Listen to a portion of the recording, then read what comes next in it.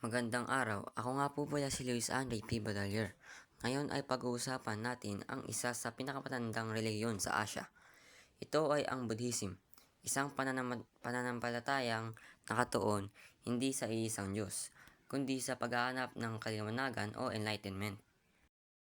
Ang Buddhism ay itinatag ni Siddhartha Gautama, mas kilala bilang Buddha.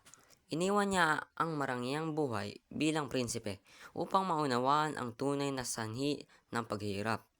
Dito niya natuklasan ang aral ng Four Noble Truths at Eightfold Path. Mula India, kumalat ang Buddhism sa iba't ibang bansa tulad ng China, Japan, Thailand at Sri Lanka.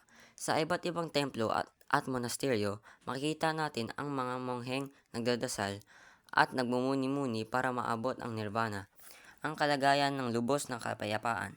Ang aral ng Buddhism ay hindi lamang reliyon kundi paraan ng pamumuhay. Itinuturo nito na sa gitna ng paghihirap, may pag-asa at may kapayapaan. Muli, ako si Luis Andre P. Batalier, ang tagapagsalaysay. At si Ross Christian S. Bonaobra, ang tagagawa ng panel at QR code.